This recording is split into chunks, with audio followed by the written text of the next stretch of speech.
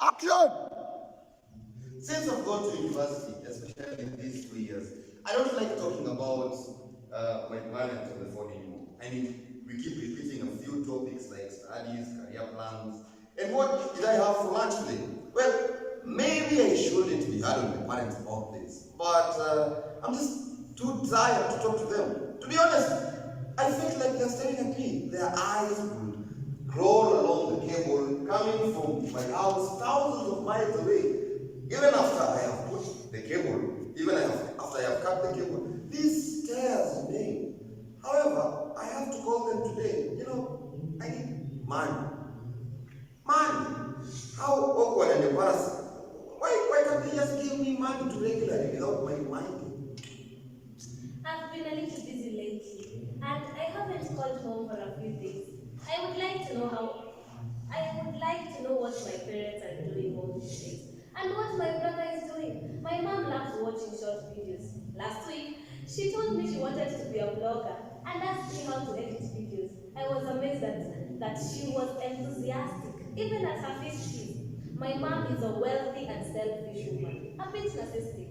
When I was a kid, we were always at odds. I couldn't understand why she was willing to spend 3,000 on a beautiful dress and unwilling to spend 300 on a fancy toy set for me. Of course, she didn't treat me very bad, whatever. Now that I have grown up, suddenly we seem to be friends, especially these years. Hello, Mom. Yeah, I had lunch. Everything's fine. I had steak for lunch with my boyfriend. Why are you always asking me what I have eaten? He's fine too. It's a great restaurant. You and Dad must try it next time. Of course I study. I've been studying all day. I have a lot of things to do. I've been working on a propositional play and the theme is strange. Guess what? Water. Yeah, only one word. Water. It's unbelievable, right? Just like a composition task for schoolboys. And the kids engage in some sickly lyricism around protecting the environment and end up putting together something with a fish or fall. yeah, I think so. They love to play that game. They love training us to write something flashy and meaningless. I got it. Writing a play, doing my homework. I think you don't have to care about what I'm writing. We can talk about something else, like you haven't given me my living expenses this month. Well, the play is about water. Yeah, only the word water. Yeah, I know I have to write it carefully. Can you talk about something else? Why do we have to talk about my studies? All right, up to you. Of course, I won't write something about water conservation or conservation. It's too boring. But I haven't thought about what I'm going to write yet. Do you have any ideas? I don't need your help. Your thoughts are always inappropriate. Oh no, I would never write about water conservation. Why would I like such a boring play? Look, I don't have the vast psychology. I just find such a thing boring. Was that Daddy saying just now? Whom is he listening to these days? Wow, I love his songs too. It's amazing. Yeah, that's a good idea. Water is indeed used as an important image in many literary works. Yeah, I know studying is boring. I'll do my best to study for that, but is there any chance, could I try to make this a bit not boring? Besides, what topic I choose has nothing to do with that, right? Well, I know you don't mean that, but I was not taught to write something that is supposed to be right, and there is no right or wrong in writing. Do you know what I mean? Why should we have a right and a wrong? Okay, I know you want to protect me, right? But let's talk about something else. The sea of topic. By the way, do you remember my life in middle school? At that time, the final exam was coming and you suddenly went crazy and said you wanted to go swimming. Even insisting you had to go swimming in the sea. What surprised me was that you called the teacher and said, I abandoned the exam. You have always been the best at thinking out of the box. out of the box, just like a kid. I'm not a kid at all. I can distinguish between right and wrong myself. So, why it has to be the sea? Is it because there is much more water in the sea than in the swimming pool? Drink that God told you to go. You're crazy. It doesn't help my play at all. You don't have to always worry about so many things. Now that I'm older, you can do. There's not so much pressure on you to. You have more free time and maybe you can do something you like. Yeah, I know you're doing it for my sake, but it's not contradictory. Do you have a favorite thing? We need one, at least I think so. Okay. I know you love the sea. Don't bother repeating that to me. I'll accompany you to the beach for beers this summer. Leaving dad and brother at home. Just the two of us. Is that satisfactory? Okay, I know you're busy at work. I know you have to make money to support me. Several years ago, you dragged me down the street and told me that every family on this street was richer than us. We are the poorest, and then you pushed me to study hard. Mom, I'm tired. You are tired too. Perhaps both of you and I need a break. Let's just think about what I can write about water. I know that the top class of virtue is like water, with benefits, a universe without any demands for return, going to where people don't want to go. That is what Lao Tzu said. But I always feel it a little awkward.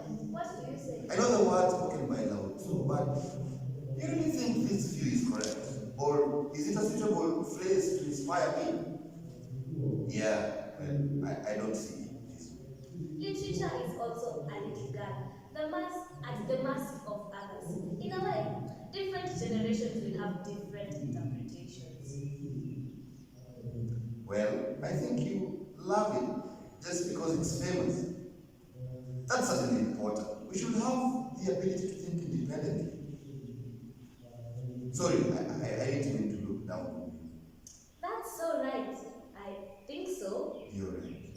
Water is so interesting. I can refer to a variety of different things. All rivers run into the sea, and all meanings run into water. Yeah, I'll study hard. I'll try to be a source of pride for you and my family. I'll be better than my peers. Yeah, I think at the same time, water is not special. There's no difference between one drop of water and another. But mom, what if one day I realize that no matter how hard I try, I'm just an ordinary person? Maybe we're just like water. I read a quote by Borges that when a person dies, it's just like water disappearing into the water. Maybe one day I will walk into the sea of people, just like a stream flows into the ocean. I'm so scared. I would never be scared. I'm so scared of letting you all down one day. If I fail one day, I will go home and sleep, and after waking up, I will forget all my troubles and go swimming in the sea. Maybe we can even have a drink on the beach, can't we? Fuck all. Perhaps it's all pointless. Thank you, Zal. Thank you, Zal.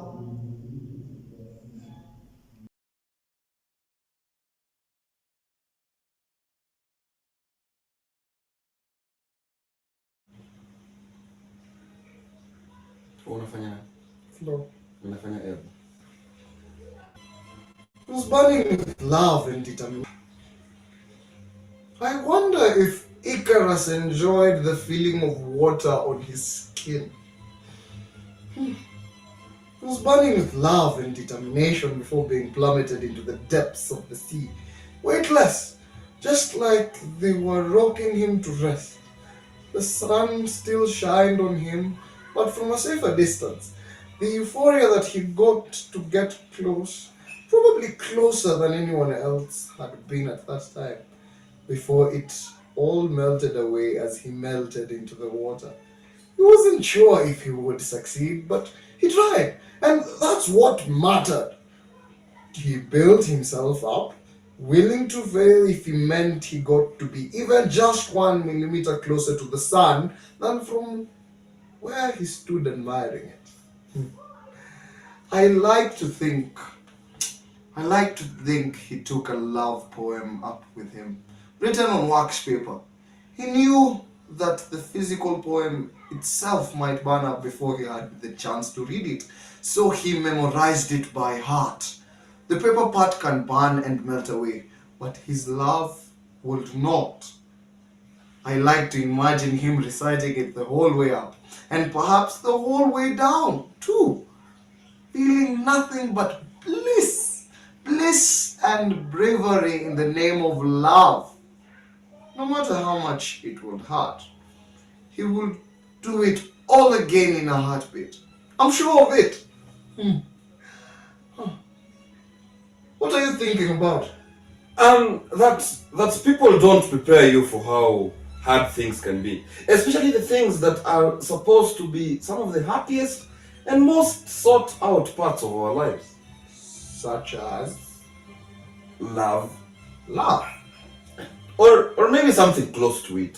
infatuation. Could be. Maybe the actual word doesn't matter so much. It's the feeling of it.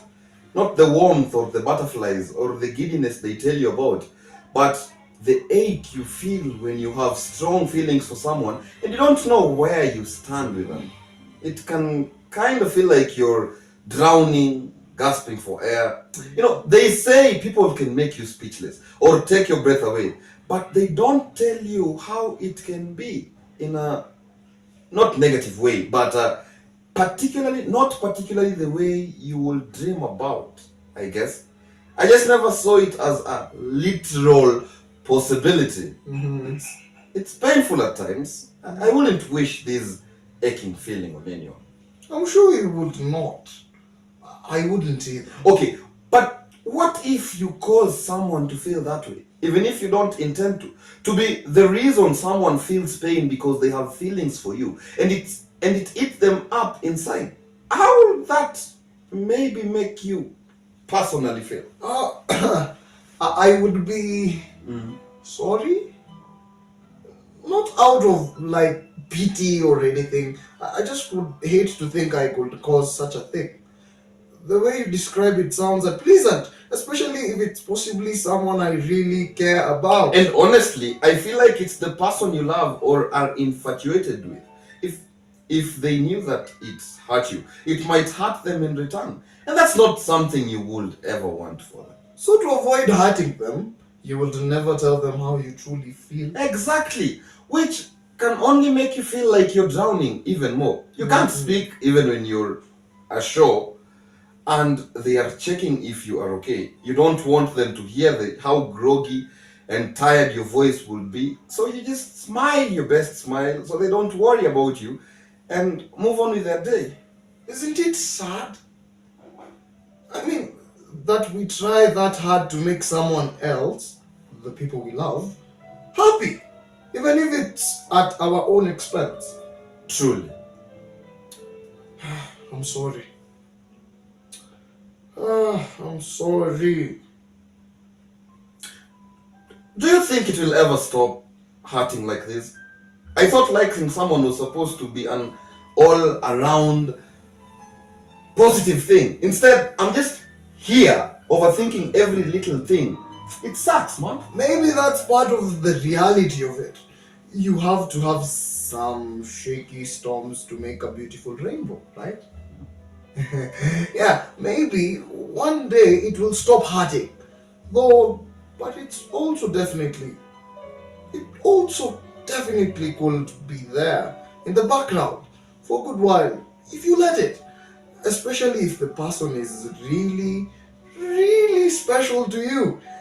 I can imagine the longing can be quite painful, though even if they don't mean it to be, or if they even know that they have that effect on you, things will turn out for the best in the end, no matter what kind of tough storms are thrown your way. Okay. I think I would rather take the pain of longing for them over even just the thought of them no longer being in my life.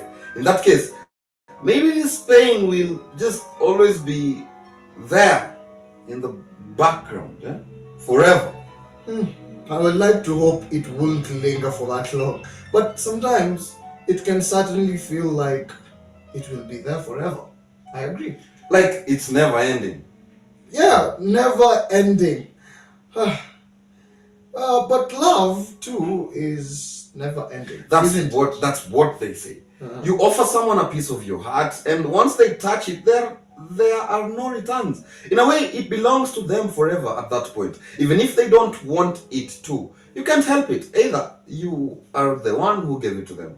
Yeah, but in a way, that piece of love will always be tied to you, right? Sure. Uh, But sometimes people may just combine it with any other love they have received over time. Some may cherish the love they are given. Others may use it to give it to someone else. You know, you may know that you gave that much love to them, but they might not really think much of it. They're just happy to receive it in general. It's like when I was a kid during the holidays, when my parents and I would open gifts, they would tell me to make a note of who got me what, so I could thank them later on. Except I was just so excited to see what was inside the wrapping paper that I didn't retain who got me what things. A present was a present. Maybe it's like that. but you were a kid, man. You were a kid. A lot of kids care more about the size of or the amount of what they get opposed to the actual human efforts behind it all. That's just how young minds work, I think. Yeah, but not everyone grows out of that, I guess. See, when the roles are reversed and you're the one who puts time and effort into buying or making the gift, you smile as they open it because you know the sentiment behind it all. And it's so great that the excitement they have for it is because of you. All of the factors that led up to you being able to give them that you almost don't care that they didn't check who the gift was from before digging in because they're just so happy. But a small part of you kinda always does wish that at any moment they will look up at you and thank you specifically. Even just a good oi, warm smile and a mouth thank you. You see? From across the room. Warm smiles. Have you ever seen someone whose smile is so luminous, so radiant that it makes you happy practically every time you see it? Or honestly, even when you just think about it, you look forward to seeing it for every time you see them. It's just that beautiful. Especially if they are laughing or really, really excited about something. Some people do have some great smiles. The best smile. It's like when you're drowning in the vast sea of emotions, trying to make sense of everything and what to do, and you're reaching for something, anything to hold on to. Their smile can be like a lighthouse. It brings you back to reality and calms you. In a way, it makes you feel like a safety in the horizon. It gives you hope, that things will be okay. See? Who wouldn't try to go towards that sort of thing? If it can feel like, even just for a moment or so, that the lighthouse is shining just for you, just to help you get back to safety. Like they just know that is exactly what you needed. It seems like it will be a really nice feeling. It is. It's one of the best feelings. You see, that beacon of light, and you suddenly feel safe and embraced in a way you haven't been in a while. You almost forget every harsh wave that happened before then. It's a bad idea to stare into the light, but you can't help it. It's beautiful to look at from away. It's like you trade all the lights in the world to have them illuminate your life with just their smile till the end of time. I'm guessing this person you've been thinking about makes you feel this way. Absolutely. Somewhere in the cloudiness of it all. Yes. I'm glad you have something that makes you feel that way. Something to focus on and go towards. Yeah. Me too. Is there anything else good about how you feel about this person? Any more lighthouse factors that draw you to them? Lighthouse factors, huh? I like that. Thanks. So Well, they're really nice and caring. I guess I also like their hair. oh, is it some voluminous, and luscious hair. Yeah, sure. All that and more. As wavy as the ocean. Some wavy waves. One could call them. Ah, gotcha. Wavy waves. Sure. What's up? Sorry. What else? they're pretty funny. Although they are also the types of person to laugh at their own jokes. I think they try to be funny for their own entertainment more than anyone else's. It's cute though. I love that about them. Sometimes when I see or hear them, I get a little jolt of electricity or something similar. And not just because of anxiety or anything like that, or at least I don't think so. Sometimes it's just sort of feels like there's a staticky feeling, in my mouth. Oh, static. Yeah, I will think to be concerned about it, but I figure it's just some kind of physical reaction, like when your heart races or you get butterflies in your stomach. Adrenaline does funny things sometimes. Pretty shocking things. One could say. I think they have one of the most beautiful souls and minds one could ever encounter in this lifetime.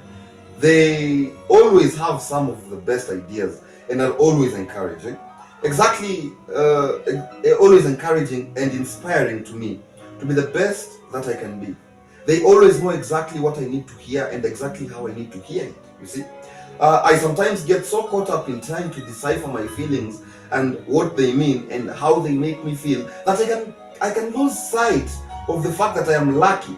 I call them my friend, let alone that they are even in my life in general. And I am lucky.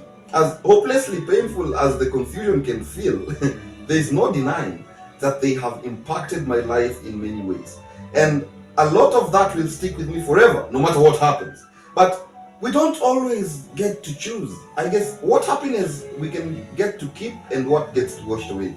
For others to find and become their sort of hidden treasure. Or something like that. Sometimes life has other plans. I think I'm learning to be okay with that. I feel like I have to be, especially with this whole situation, especially if everything falls apart. Well, they do say that one man's trash is another man's treasure. Man, in this case is of course all encompassing.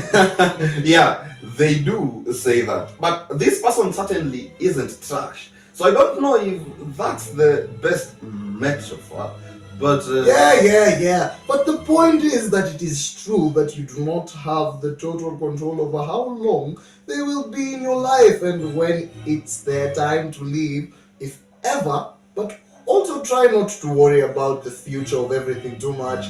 Treasure the now. Today is a treasure, and that's why they call it the present. That's present. That's not quite the quote, but close enough. I get and I appreciate the sentiment and effort, and you make some great points. Thank you. Genuine.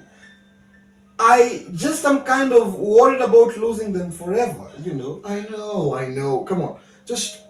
But part of love or infatuation or any kind of fighting for and choosing each other every day, right? Or at least that's what I have heard you think before, I believe. No, yeah, you're right. It's just that it just can be hard to know if someone you would fight for and choose will do the same for you. Isn't that part of the adventure? It's like a scavenger hunt. Yeah, like a scavenger hunt. Mildly infuriating and stress-inducing. But worth the end result. The treasure. It all comes back around. If they are meant to be the treasure at the end of it all, you will see the signs along the way. But you won't know until you start searching. The clues can't just come to you. Even if that would make it more simple, isn't the surprise part of the thrill? Yeah. You're right. So I suppose it's time to go. Treasure hunting, huh? Jeez, we really need to learn some new metaphors. Admit it, you love my cheesy jokes. Okay, you're laughing at your own jokes, but yeah, I do. And me? Don't push your luck. Baby steps. Fair enough. Can I be? Okay. Can I be honest? Aren't you always?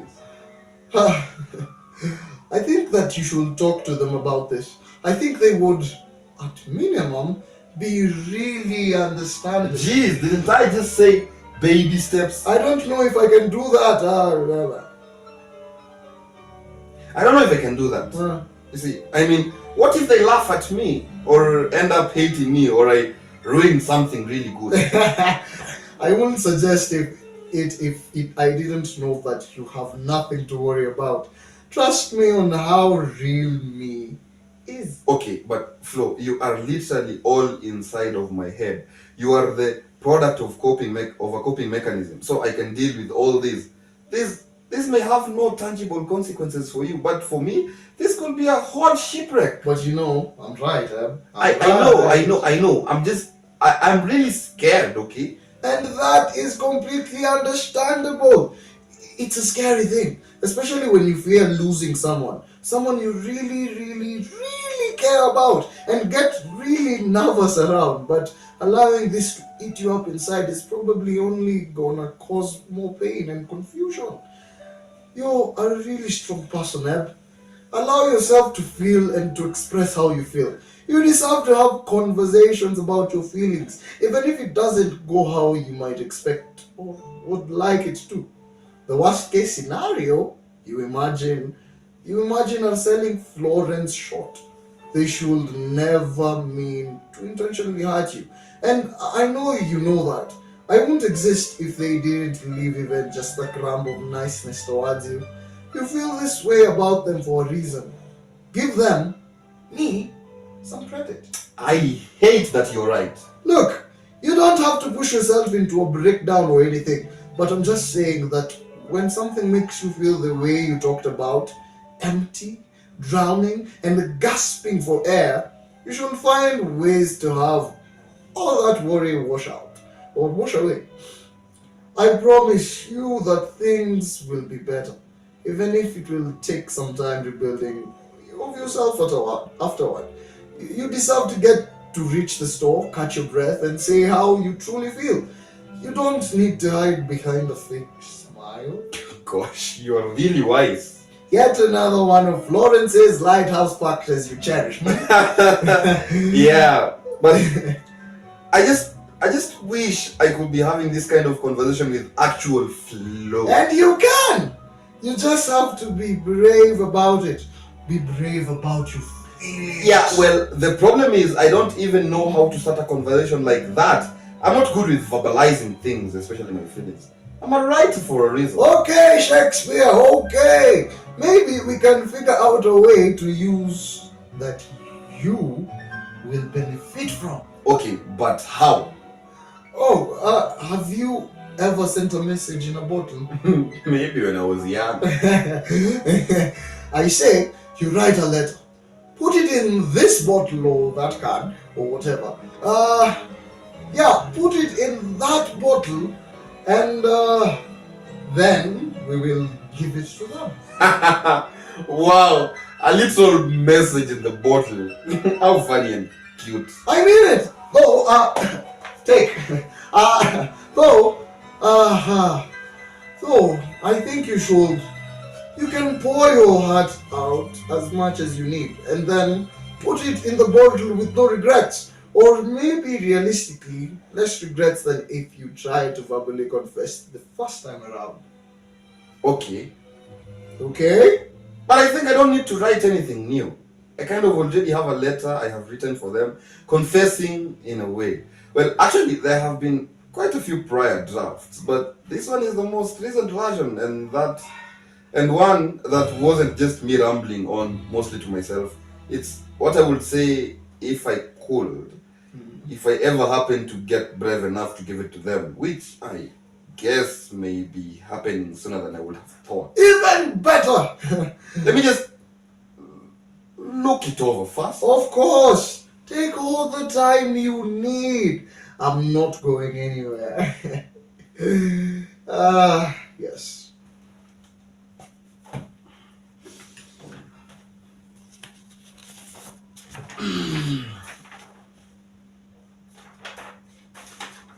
Hey, even Drew. Nice. Oh, Here lies my heart and soul. I guess it's all over the place and messy and it lacks a proper flow, but maybe that makes it more me, more from my heart. that's what will make it all more authentic. True, flow is pretty unpredictable too. But you love that about them, don't you? Yeah, I do. Uh-huh. Wait. Actually, wait. uh, I don't know if I'm ready for you to see it yet, or well, not you, but the real you, the real life human, not just a coping mechanism. You. I don't want to lose them. I can't lose them. What if this ruins things? Or am I being too ambitious and I'm just gonna end up drowning even deeper and I just don't know if I am ready? Shh. Shh. Come on, shh. Huh? First off, let's take some deep breaths, okay? You wrote what you wrote for a reason. You wouldn't have ripped out the paper and rolled it up if some part of you wasn't ready. You were strong and you were brave. You deserve to exhale and take this big step. No matter what the result is, you know in your heart that this is the first step towards a better life. And if you start to drown, I will save you. Everything will be okay. I promise. Can you maybe read it fast before I actually venture in to give it to them these and change their course and change the course of my future forever? It's always a good idea to get another set of eyes on your writing, even if yours are just technically an extension of my own. Okay, all right. Huh. Uh-huh. Mm-hmm. Okay. I think Icarus would be proud. I guess it's my turn to fly into the sun, huh? Yes, I will be your wax and feather wings.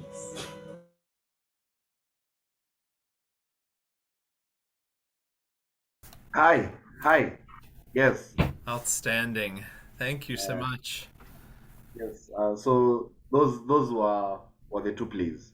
Yes. We're so glad. Thank you. I will invite everyone to come back on camera. And we appreciate your presence and we appreciate those readings and carrying this playwright's words forward. We'll give you a big round of applause on camera. Yes. Thank you. Thank you. Thank you. And now we enter kind of our favorite phase, which is the talkback. So as we acknowledge each of you, you're welcome to raise hands, post in the chat, whatever works best for you. We're a small knit group today, tight knit group, so we can feel free. But I'll start us off just with kind of a question to you all, Steve, and your team. If you could tell us a little bit about your process, how you engaged in preparing these readings, and how you made the choices you did. So we'd love to hear a little bit about the process that you engaged in for these.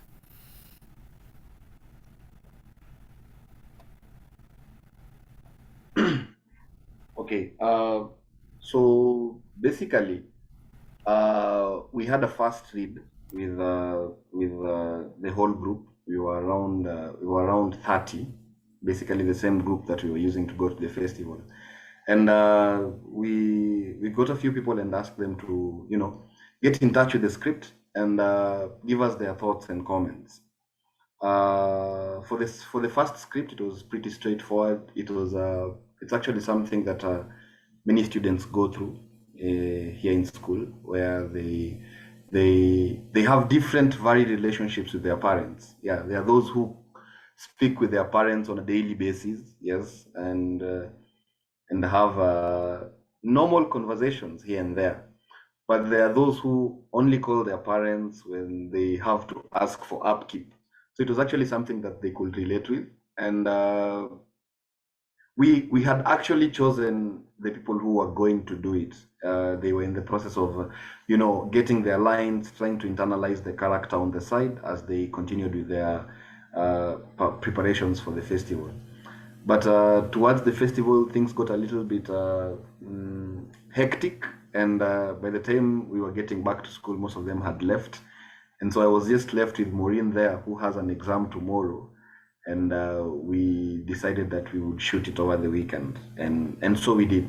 For the directing process, we figured we'd have something like a conversation, a textual conversation on phone, and that is why, for the most part of it, we were holding our phones, so that it looks like it's some sort of communication going on. But it basically just involved her understanding the character and I understanding the character on the other side, so that we could have some sort of conversation with the juxtapose that was in the middle, because I'm speaking with my parent and she's speaking with her parent on the other side. For the second play, that was actually quite hectic for us, because by the time we were shooting it, it was only me and Charles who were left. And going through the script, the flow and ebb narrative was, it felt like it was a male-female conversation. But looking at it also, it felt like it was a one-sided type of conversation. We were just trying to, understand exactly what was going on. And in the end, we decided that we will have it like some sort of ego, the way a person usually has two egos, a positive and a negative one that advises him to do something, and the other that advises him not to do it. And then in the end, you make the decision that you make yourself. So we decided to fashion it in a way to look like one of those, where the conversation with Charles, who's not here, by the way. I really would have loved him to be here, but he's not. It looked like I was speaking with my alter ego, trying to voice my thoughts about this person I'd like to project my feelings to, and he's advising me in a way on what to do, what not to do. You see, and so that was the direction we had. So it was like we decided to just sit down and read the lines. Now, this was also quite hectic because the author wrote 15. The author wrote 15 pages. That was a lot. Like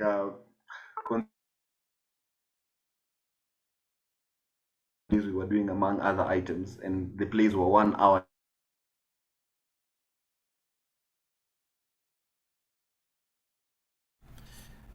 There might be just a momentary interruption in your service. Just give us 1 second. It'll hopefully resolve. Yes, Sorry, yes. sorry, Like Steve. getting the line. We just froze a little bit.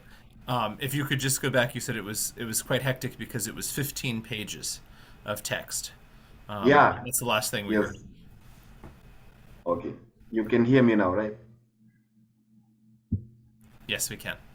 Okay, yeah. It was quite hectic because it was 15 pages of text, and also the fact that we had delegated it to some other people to do it, but by the time we were also coming to shoot it again, they had left for home after the festival. It was a bit hectic, yes. And it was 15 pages, and we like, if you notice the first presentation, we actually shot it at our rehearsal space. But the second one, we just had to find a comfortable place where we could, go through our lines and shoot it. And 15 pages was a lot, so we just decided we're going to wing it as we go. We improvise and have the conversation in a way that sounds interesting, engaging, and captivating. So we did the first read, the second read, and then now we just went with the third read as we recorded it, as we moved on slowly. And at the end of it all, I think it came out quite well. Yes, it actually came out quite well. But we would like to go to our conventional way of doing things, where we get our lines and then we put it on stage, and then people say their lines from beginning to end without referencing to anything, because it also helps the actor to grow with the internalization of their lines. Yeah, so that was the whole thought process. Yeah. Thank you. Thank you for that. I appreciate it. Any questions or comments from anyone else in the group? I really appreciate what you said about the length. That's a challenge. It is.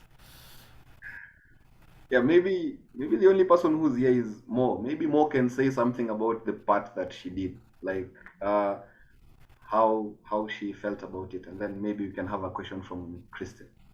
Sounds good.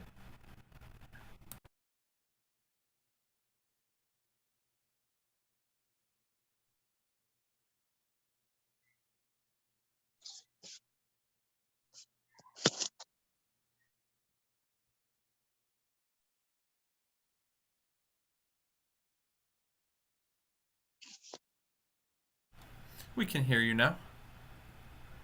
Well, on my part, I'd say it was an interesting experience. Yes, very interesting. And I am curious to find out what happens afterwards. That's something we can ask the playwright. Please do. Kristen, I think your hand was up, but then I didn't see it anymore.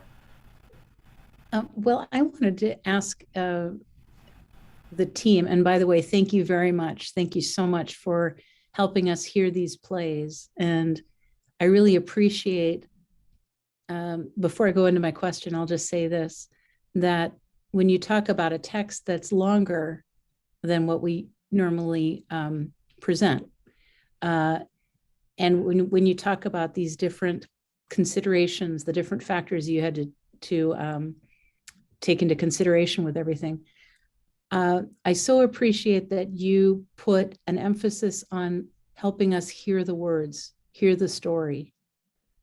And I so appreciate that. Thank you so much.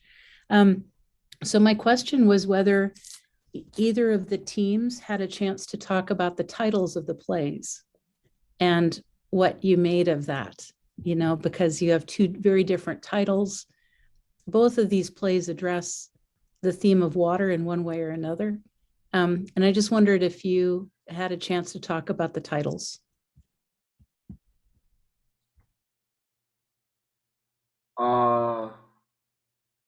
Yes, we actually had a chance to talk about the titles. For example, Bottled Up.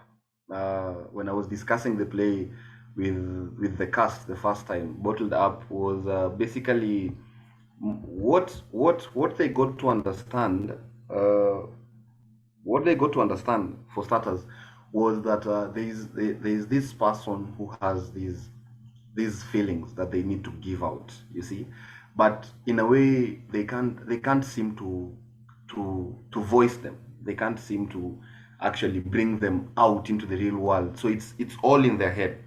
And sometimes I think most of us have diaries. The things that we can't say out loud, we say in our diaries. And most of the times when people read our diaries, we really get angry at them because we have our own thoughts that we wouldn't have liked other people to see.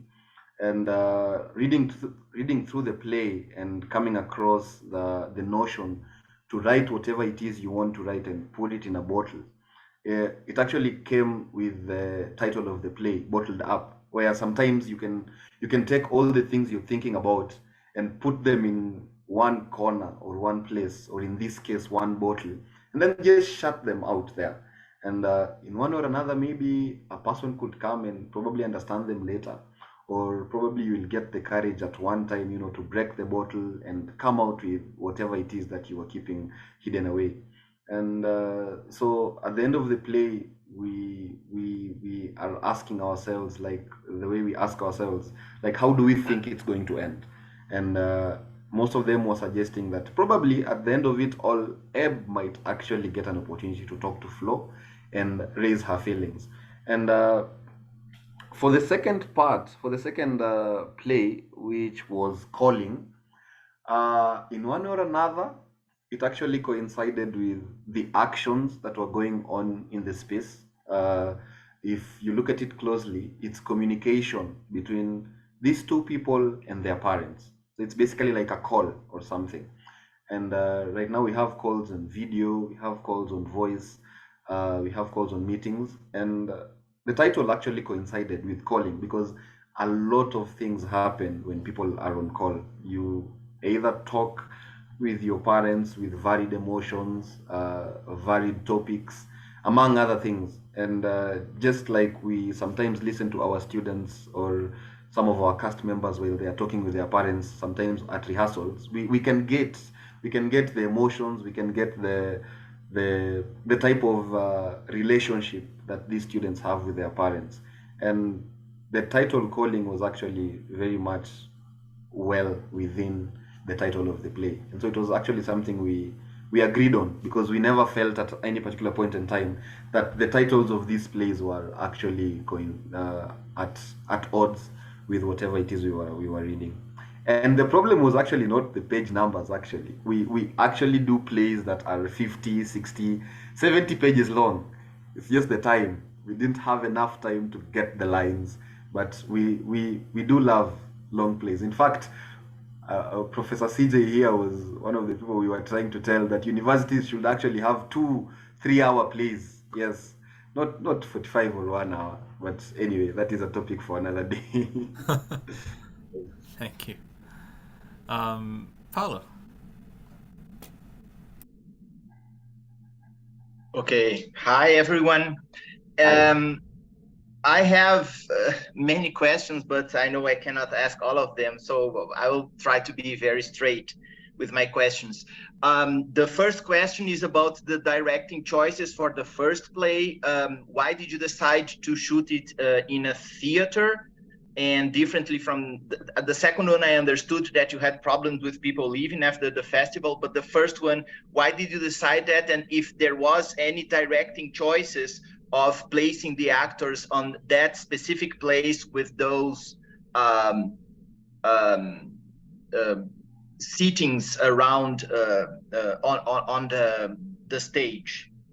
The second question is if for the second play, the music chosen for the play, that was a stage direction of the playwright, or you decided to put that classical music behind the speeches? And my third question is, you talk a lot about internalization of the character. I'm curious to know, where do you have that from? So why is it so important for you that there happens, or there is an internalization of the characters? So these are my questions. All great. Thank you. Okay. For the first play, I think when I was shooting with Mo, I asked her if you were in this space and you were speaking with your parent as per the conversation that is going on. You see, how best would you feel like you wanted to sit? And she told me if she was closer to something, she'd probably lean on it. You see, and I told her then, you do what you feel you will do. You see, as a normal person, what would you do? I was feeling as though the part I was doing had a little bit of tension between the parents and the actor. And so that is why I decided to sit on one side and she decided to kind of like stand or sit on the other side. Then we did the separation because these are two conversations happening at maybe the same time or different times, but not to both of the actors. And so this one would be on their own space and this one would be on their own space. And so the directing choice was to just have a kind of juxtaposition where this one actor will have their own conversation and then the other actor will also have their own conversation at the point they were feeling most comfortable. And also we didn't want to move a lot, you know, because sometimes when you're making phone calls, we rarely move a lot. And also because we didn't want to get out of the frame of the camera. So that was second to it. The second question was, could you repeat the second question? Because I know that. Is the music of the second play, is that a stage direction, or you decided as a director to, yeah? The music was, we decided as I decided as a director to put the music. One, because we notice most of the time that when we just have people on stage saying lines without an additional incentive, you see, for the second part there is no moving. We just basically seated and static, and for a person who's watching, at a particular point in time it would get boring. But most of the time when you listen to lines or when you're watching a stage play that has some element of music to it, it feels more appealing to listen to. And because we are having a conversation between two people, it also feels a little bit more natural to have something going on in the background as you listen, because you're trying to compare what are these people saying and what am I hearing at the background, because the background music is actually so it's surreal. You feel it as it goes. It's classical music. It's slow, it's not fast. It's just in the space, in the background. And the conversation in itself is not really a light conversation. It's actually a very deep conversation. And so when I decided to put classical music on it, I wanted to add on to the weight that is the conversation in itself. So you're hearing the classical music, not so loud, not so low, but you can hear the conversation as it goes. And because it's moving slowly, you feel like the conversation is actually working with the soundtrack as it goes. So it was actually a step to help with the person who's watching and also the person who's acting, so that you're listening to what you're saying, you're listening to the music in the background, and you're trying to match whatever it is you're saying to the music that is going on. Yes, the soundtracks. I think if we ever have a performance that has a little bit more of movement and we do a very good production with it, you'd actually see we love using the use of sound, because when you're just seated and then you hear sounds, it helps you to keep your eyes on the performance. Thirdly, internalization. Octave and I, as master's students of theater, we have this analogy that we have where we say we are aiming to make stars, actors who are stars. And whatever we are doing, whether small or large, you need to understand whatever it is you're doing. So if you're acting a particular role, you need to understand where is this role coming from and where is it going. Internalization helps you to get in touch with the character, because at no particular point in time are you just acting for the sake. You're actually acting with a purpose, you see. And so it's good to internalize the role and get to understand what exactly the role demands from you as an actor, because we are not just acting because we are acting to pass time, or we are acting because we just have a presentation to do. No, you're acting because that form of acting might be used to pass a message to someone. Somebody might actually use it to, for some form of educational purpose. So if you just act for the sake, the way people interpret it is different from how you would have decided to, to do it. Like, for example, if we just decided we are acting for the sake, you see, you have questions. So if we acted for the sake, if you ask us questions and we don't have answers, now it looks like we really do not know what we are doing, you see. But when you internalize the character and you internalize the directions and you think about what you're doing as you do it, and then you actually come out with something that you understand yourself. So that when I throw the ball over to Maureen and ask her, what were you feeling about the part you're doing, she actually has something to say, and she's not quiet and says, I was just reading the lines because I was reading the lines, you see. Yes, so if you understand, then you have something to say about it. And that makes a good actor. So you're not just acting. Yes. Thank you. Any other comments or questions? Something in the chat. Let's see. In Bottled Up, what prevents one character from speaking directly from the heart? Actually, that's a very good question, because I don't think anything prevents one character from speaking directly from the heart. Because when you look at the conversation, it's almost like a heart to heart. It's a conversation of the mind with the mind. Like, there's no lies in between. And actually that was one of the reasons why I was like, it's an authentic conversation, because when we decided to use the concept of the minds, there are no two minds that will conflict. There's just one. So it's just basically the character speaking to the character themselves. So it's just something that they have bottled up that is actually coming out and saying, I want to come out. And the actual person should just let it come out, you see. So it's actually a heart-to-heart conversation. It's just the other character who's in the mind telling the character, just let it out, you see. And according to us, we were thinking that was a heart-to-heart conversation. Yeah, because it was authentic. It was authentic. Like just come out, you see. Just say whatever it is you want to say. Yes. So I don't think anything prevents the character from speaking from the heart. I do not. Kristen, did you have a follow-up? I saw your hand. I wanted to hear what CJ had Oh. to share. Thank you. Steve, this time I did not have opportunity to come and participate in your rehearsals or read the scripts because of my very tight schedule this time round.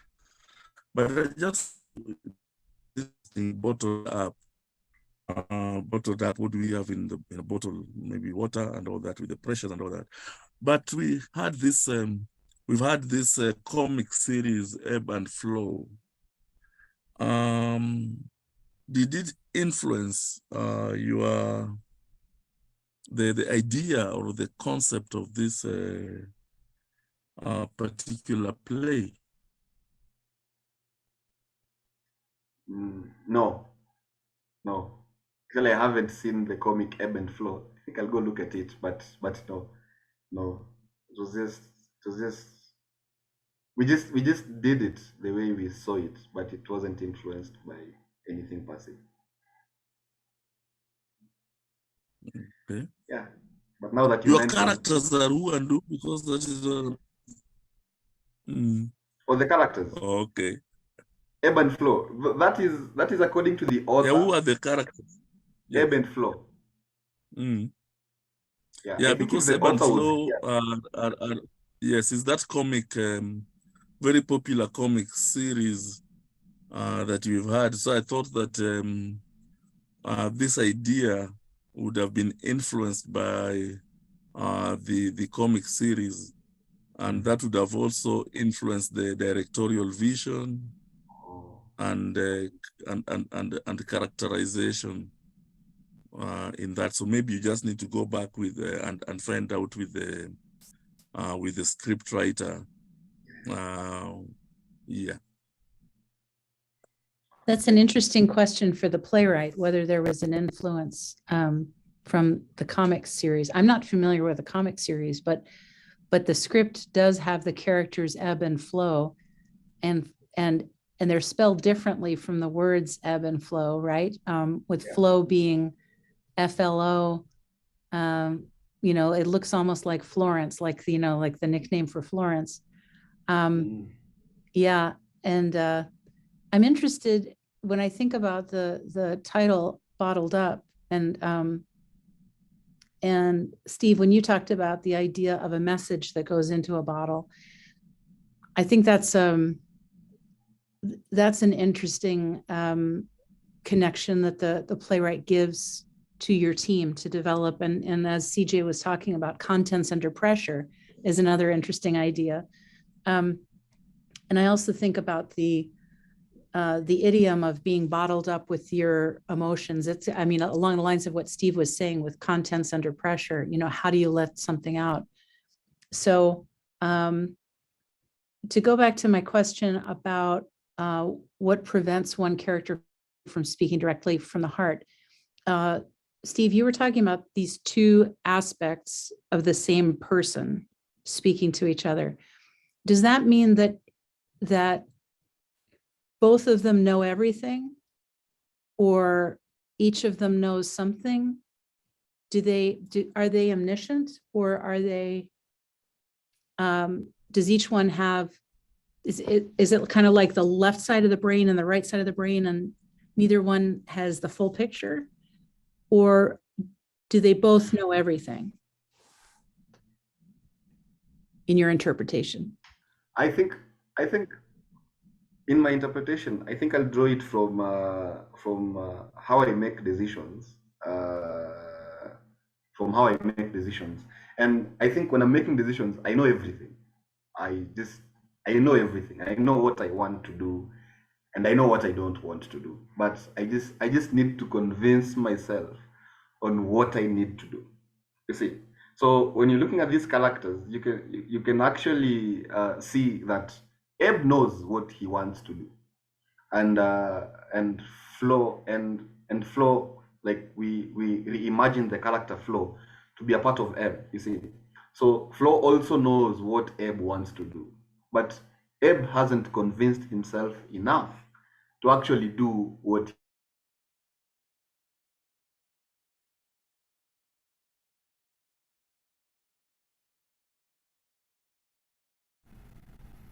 Is that me or is that a little freeze? I think it's a little freeze. I think the connection, his internet is not quite stable. Sure. Yeah. Maybe he'll pop back in a moment. It's an interesting point about also what we allow ourselves to admit to ourselves. There's a commentary in that somewhere in the play about self-aggrandizing, about making oneself more or less the center, and looking honestly. So that's an interesting point that you raised, Kristen, about the level of awareness of the total picture. I think Steve was going for, we know, we just don't tell each other, or tell ourselves the truth all the time, because it's really down to a decision between what we know we should or what we must do and what we don't want. So that's interesting. Oh, I think Octave is coming in the room. And Nick, I think that leads kind of to a conversation about conflict, right? Where that conflict emerges from and what clues the playwright gives to the team on that. So welcome, Octave. Hi, and I think good to have you here. And we lost Steve for a minute, but maybe Steve will come back. Let's see what happens with the connection. Any other comments right now while we're giving Steve an opportunity to return?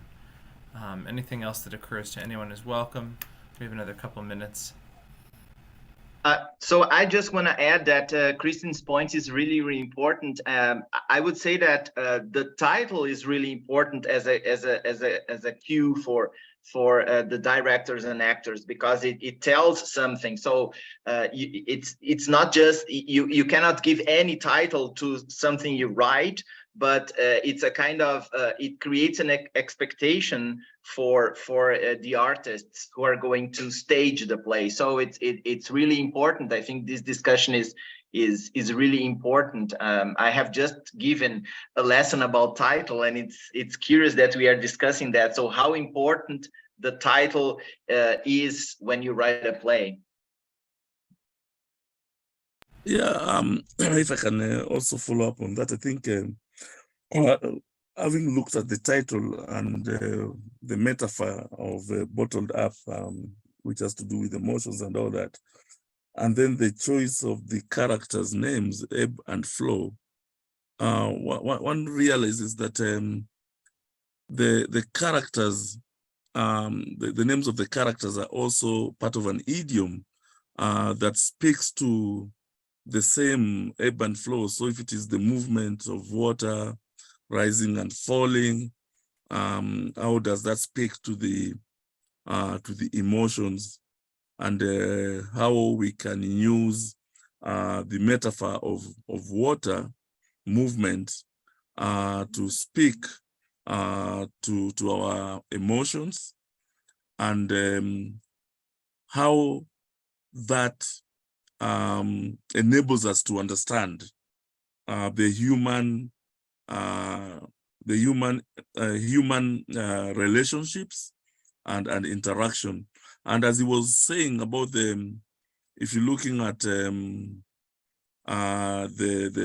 conflict itself, there's always some kind of a rise and fall in whatever relationships that we have, or the conflicts that are within our ecology or whatever. So I think that it would be important for them to contextualize and show the relationship between the title and also the names of the characters and what that means in a much broader sense.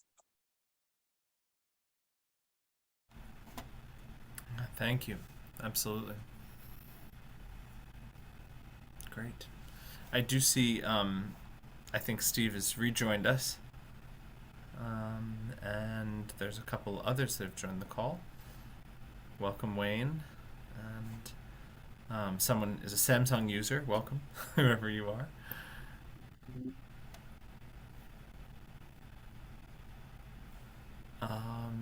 Steve, were you back, and did you want to finish your point you were making about? You can hear me?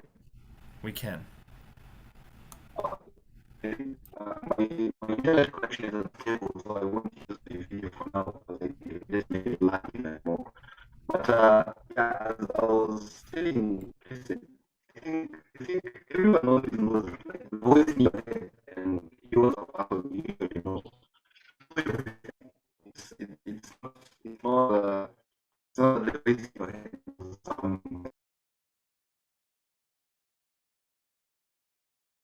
Oh dear, we've lost Steve again. Let's see. Yeah, today we're having a very bad weather around because we've been having a lot of rains and all that, and they do affect our internet connectivity quite a lot. And yeah, and I'm not sure where Steve is at the moment. If he's in the uni, if he's at the uni, that is a very problematic space when it has rained, especially with electricity and also with the with internet. Understood. No worries. I see Steve has re-entered. Steve, if you want to try one more time, please feel free. I just want you to have every chance to finish what you were saying. So I think like I was saying, the mind and the body, they do things dependently on each other. So mind gives information, the body has information, mind has. So in the first every know the same thing, and they know the same things. It's all mind combining to organization.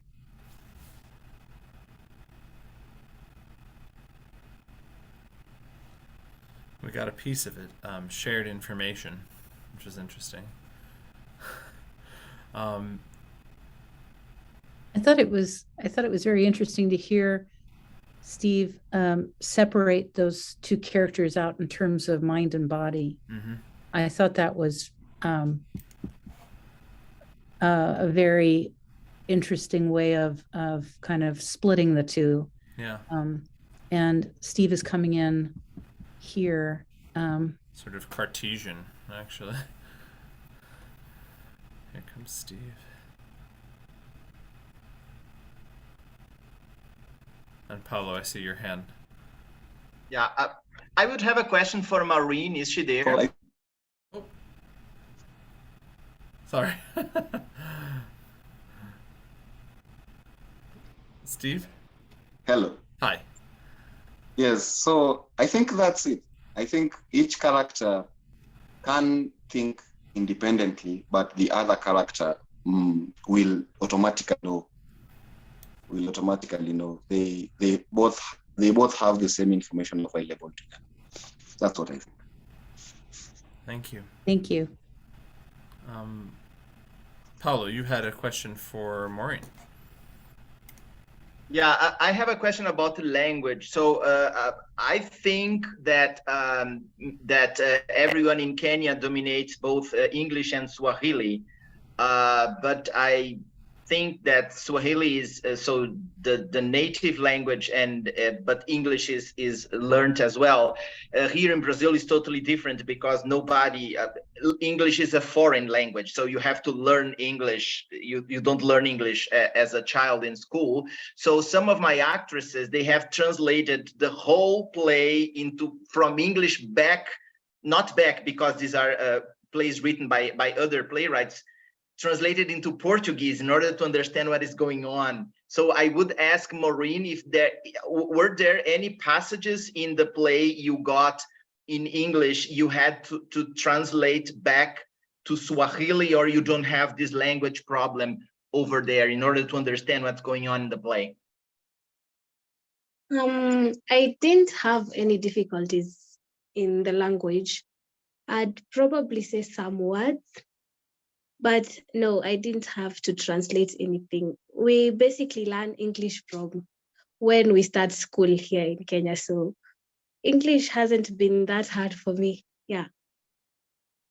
And maybe just to add on to that quickly, so that we get the clear context of what Maureen is saying, is that here in Kenya, we have English as our instruction of learning. That is the language that is used in teaching right from the lower levels. But also Kiswahili is not our indigenous language as such, but it is a language that you'd even acquire without necessarily having gone to school, but you might not be speaking the standard Kiswahili as such. But we also have indigenous languages from different ethnic communities, and which now are going to be part of the school curriculum. Before they had said from grade 1 to grade 3, but now they want it to go further so that those who want to learn indigenous languages will do so up to whatever level that they want. So, Prof, I think if I could add, is it safe to say that in Kenya we have two national languages? Because Kiswahili and English are the languages that most people are conversant with. They might not know or be very conversant with the indigenous languages, but they are actually well versed with Swahili and English. So getting text in both English and Swahili is not a problem here. Yeah, Kiswahili is actually what they refer to as the national language, and English as the official language. But now I think the parliament, I think, and the new constitution, the 2010 constitution has made both of them official and national languages at the same time.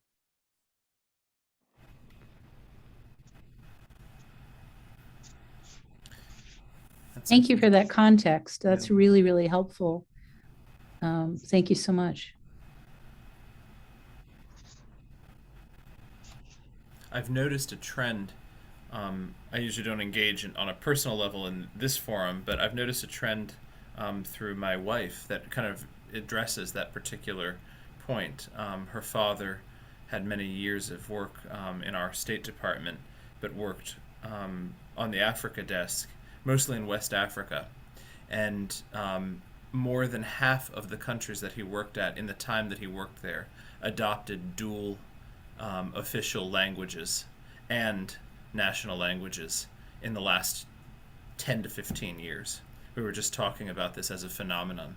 Particularly, again, in West Africa, it would be French or Portuguese as a secondary language, with whatever either the native or indigenous language was. But it's really fascinating that that's a trend. And I think that that's really remarkable for artists, because you have so many more communication tools. Students in the US, unless they study in a school where there's a foreign language program, they learn English. And while that is not a rare language in today's global economy, it would be wonderful if more of our students were educated bilingually or trilingually, as so many other nations are. It's really interesting. So thank you for that point. We have time, it looks like, for about one more comment or question. So I'll just leave it out there for another moment. But thank you for the vibrant discussion. Thank you. And as we wait for that last question, I think I'd like to invite two of my members who actually joined. Great. That's Octave and Wayne to introduce themselves. Yes, please.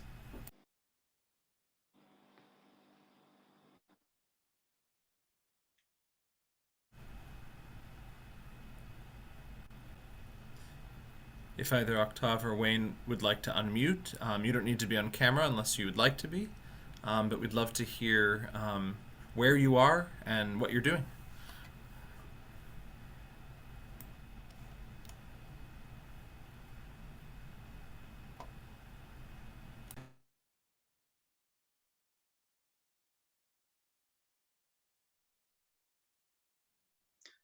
Okay, I think Wayne can start.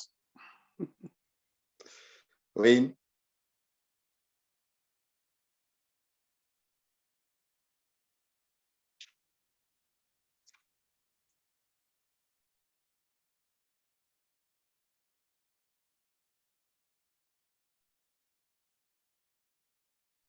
Okay, Octave, please. Yo, so hello, can you guys hear me? Yeah. Yeah, my name is Octavius. Yeah, I'm a student of theater at Moy University. I had a play read in these very sessions, I think about a month and a half ago. It was called Addicted. Yeah, and I'm so sorry.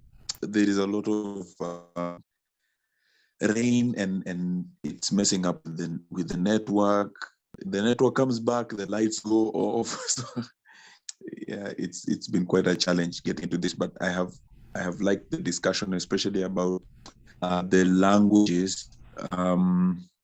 Just to add, I also speak French, so if you add the English, the Swahili, and French into the mix,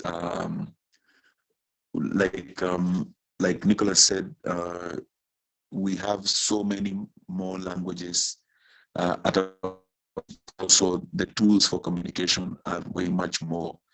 And being that I do also theater in French, it becomes quite interesting in that while we are directing the plays and the works to be done on the space, on the stage, as much as the languages could be different, so I try rather to communicate more with the action, so that even if the language is a barrier, someone would not understand the French, for example, they would still get the gist of what's going on through the action that's going on in the space. And that also makes it interesting to ask now the question for, is there necessity for language, or should we also do these performances as, how powerful is the mime, for example, in such a case? Apologies for my banter. I just got into the discussion midway, but I'm so happy to be here. Thank you very much. Thank you for your point and your presence. We appreciate it. And Paulo responded to you in the chat about your song in Kiswahili.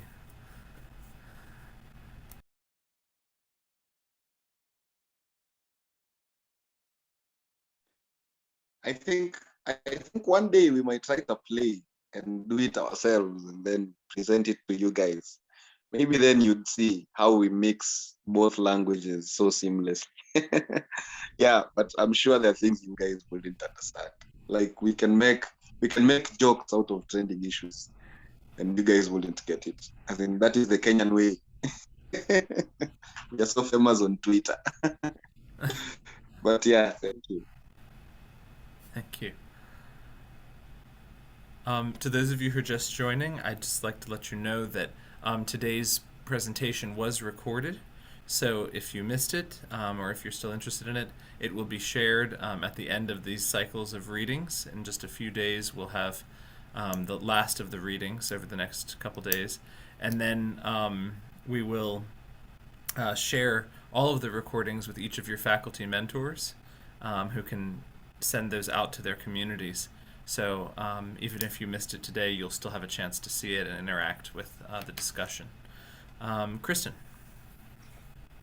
If there's time, Nick, I just wanted to ask if our friends from Moy University who've attended a wonderful drama and film festival might give us just a quick description of what that was like, because before as we were gathering, Nick and I got to hear a little bit of this from CJ, and I would just love to hear something about what you've been able to do together as faculty and students, because I think it would be great for all of our global partners to know about.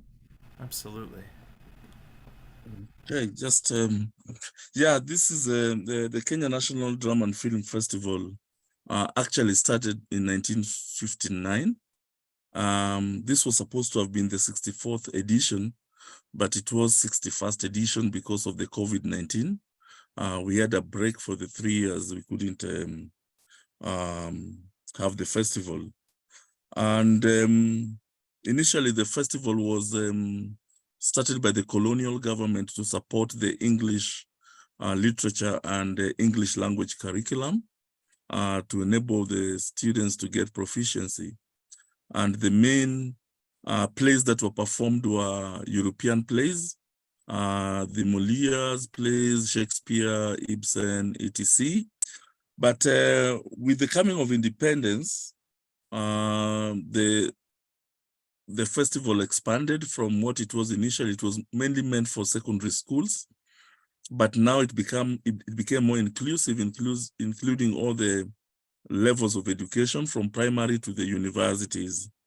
And also the repertoire increased, and also the language. Initially, all the plays were in English, and then later on now, that was changed, and the plays were allowed in other languages, that is English, Kiswahili, and vernacular. And later on, French became part of the languages that were being used in the festival. Initially, we only had one form, that is the play form. But later on, we brought in other forms such as the creative cultural dance. We brought in the narrative. We brought in modern dance, spoken word, mime. We brought in comedy, and we also brought in the film as part of the festival. The festival is adjudicated, and the participants are awarded with certificates and trophies. So students and their teachers are allowed to script original plays, which then are performed. The festival rotates in all the regions in the country. So this year we were in Coast Province, or rather what they call Coastal Region, near the ocean. Last time we were in the Western region. So next year we'll be moving to the Central region, that is the Highlands. That is where we love the festival. It is usually hosted by educational institutions, either universities or schools, secondary schools, or whichever can accommodate. Our university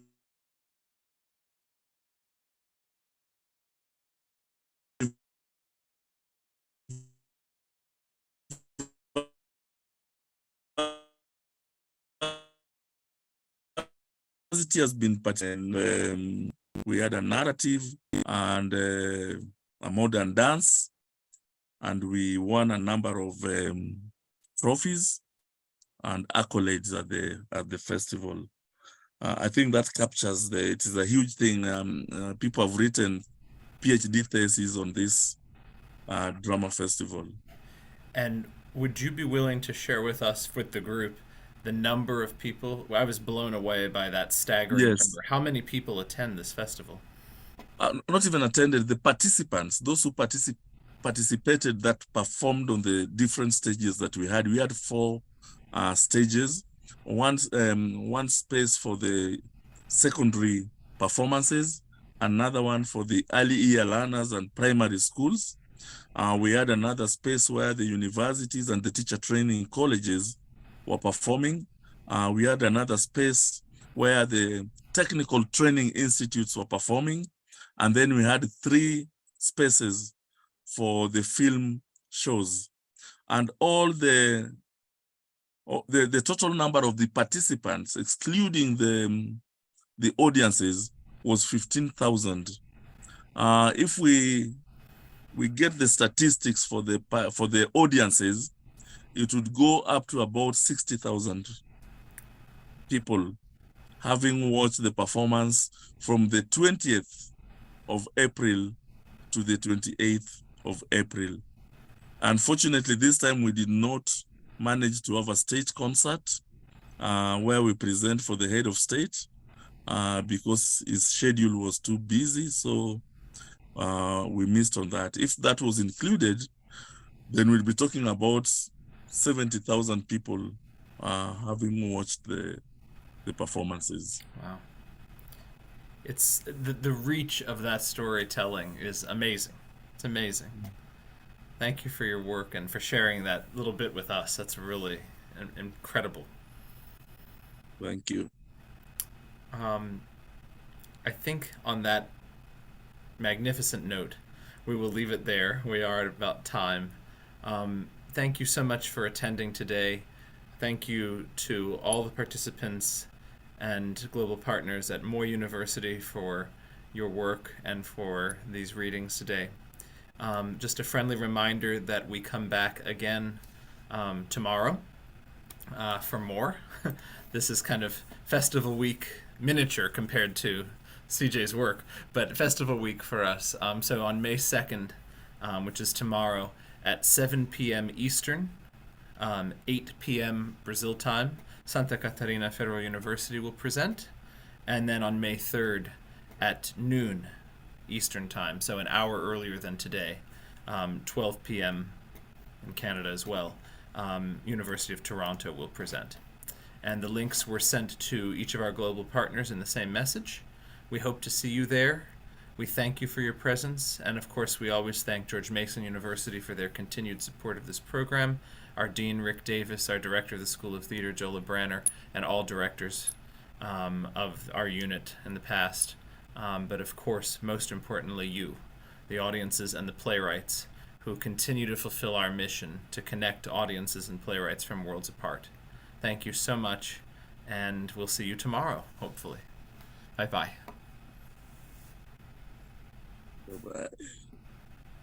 See you soon. Thank you all.